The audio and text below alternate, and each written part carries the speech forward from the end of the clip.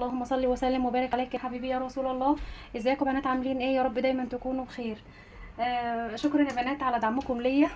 شكرا للناس الجميله اللي دعمتني من بره مصر وجوه مصر. الف شكر على الكلام الجميل ده، والله العظيم انا حبيتكم في الله قوي. يا رب يديمكم نعمه في حياتي يا رب. هنعمل النهارده ان شاء الله مع بعض الزيتون المخلل اهو. جبت انا جايبه يا بنات 4 كيلو زيتون تفاحي اهو، تبارك الله. وبصوا يا بنات، قسمت كل واحد، يعني غسلته كويس قوي وقسمتها كده بالسكينه، يعني شقه واحده كده بالسكينه اهي، تمام. وده كيلو ليمون مقطعاه كده، ممكن تقطعيه شرايح او ممكن تقطعيه زي ما انا مقطعاه كده على 4 او على 2 كده. طبعا ده بنات بيتاكل مع الزيتون، بيخلي بيبقى طعمه جميل قوي قوي قوي. وده نص كيلو فلفل احمر اهو، فرماه في الكبه، تمام. وده كيلو جزر مبشور اهو. يعني يا بنات لكل كيلو زيتون ربع جزر، ربع فلفل احمر، تمام.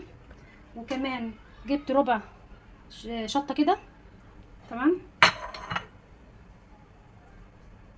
وده يا بنات عصرت ايه 3/4 كوبايه من الليمون اهي، يعني قبل الكوب قبل ما تتملي بشويه كده، تمام.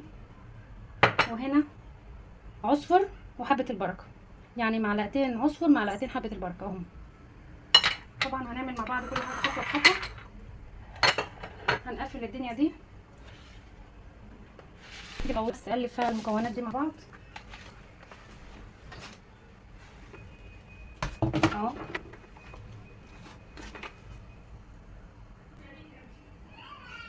اهو يا بنات، جبت حاجه يعني واسعه شويه عشان اقلب فيها المكونات. نزلت بالزيتون اهو. لازم نلبس جلافز يا بنات عشان الفلفل الاحمر ده بيكون حراق، تمام.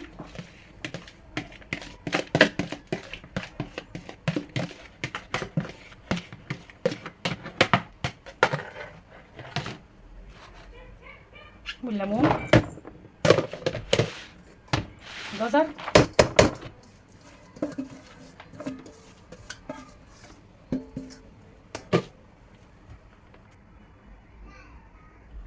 اهو يا بنات الجزر اهو. وده حبه البركه والعصفر اهو، تمام. وكمان احط عليهم الليمون، تمام. هقلب البنات المكونات دي كلها في بعض كده.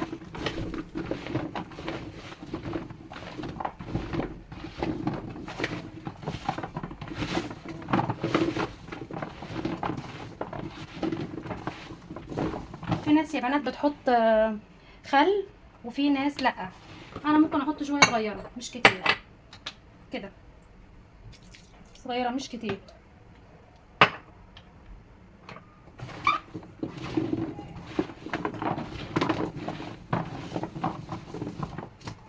بالشكل ده كده يا بنات، تمام اهو.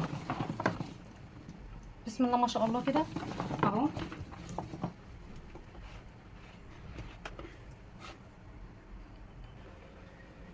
خلاص يا بنات، هنجيب بعد كده البرطمان اهو. هجيب برطمان، معلش يا بنات المكان ضيق، بس هجيب برطمان وابتدي ان انا اعبي فيه. بسم الله.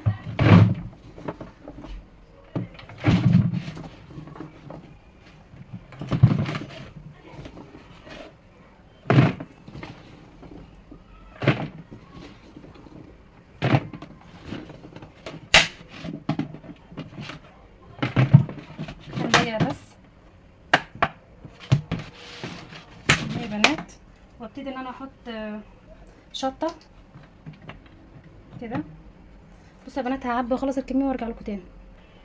بصوا يا بنات، انا نسيت اهم حاجه، اهم حاجه نسيتها، الكرفس.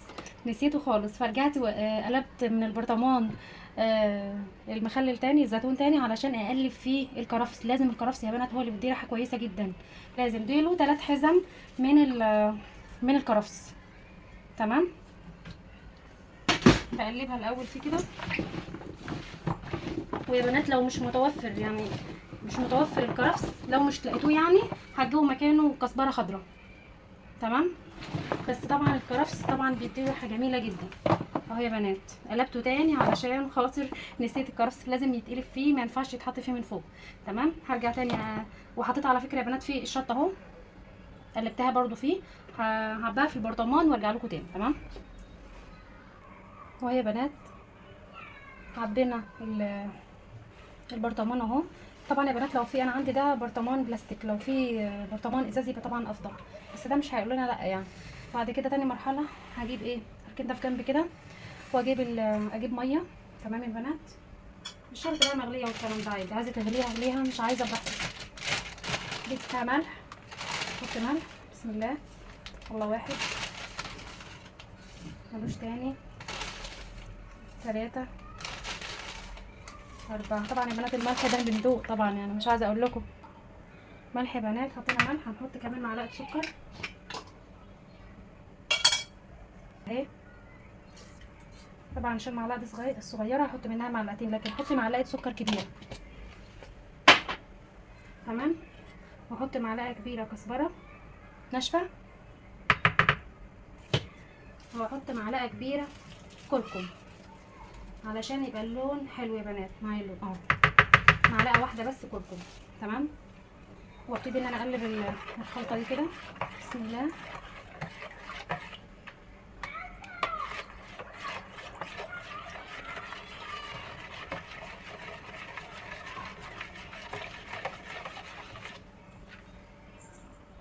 قلبنا يا بنات الخليط ده كويس قوي قوي قوي، وعشان اتاكد ان الملح بتاعه كويس هجرب البيضه اهي. ما طفتش معايا يبقى لسه ناقص ملح اهي، ما طفتش يا بنات، نزلت لتحت اهي. بدل نزلت لتحت يبقى ايه، ناقص لسه ملح. رحت فين؟ تعالي. طبعا يا بنات انا غاسله البيضه كويس قوي قبل ما احطها.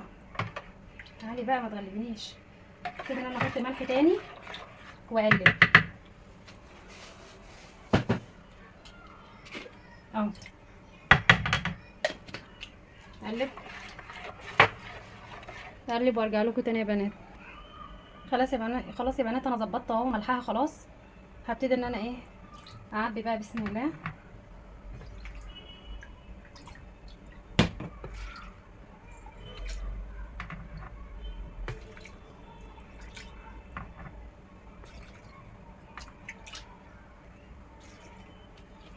بنات عشان ما اطولش عليكم الفيديو هعبي وارجع لكم تاني.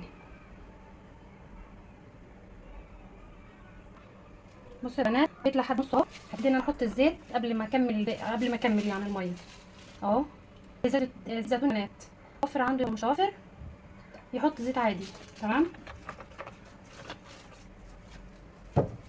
انا هحط شويه زيت زيتون اهو على شويه زيت عادي بس كده، وارجع اكمل تاني.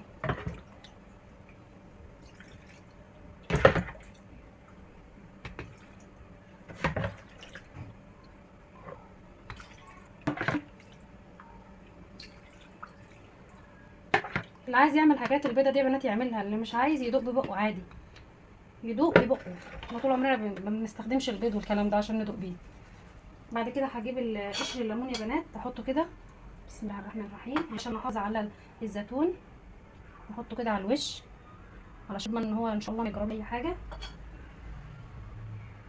ده طبعا يا بنات الموسم بتاع الزيتون، يعني الحقوا جيبوا واعملوا خللوه. تمام.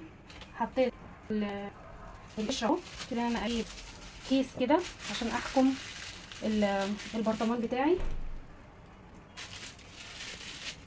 وابتدي ان انا اغطيه بقى واسيبه خالص لما يستوي.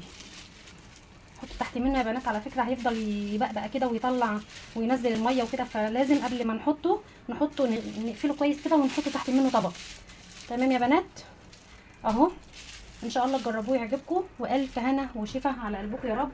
ان شاء الله تجربوه ويعجبكم باذن الله.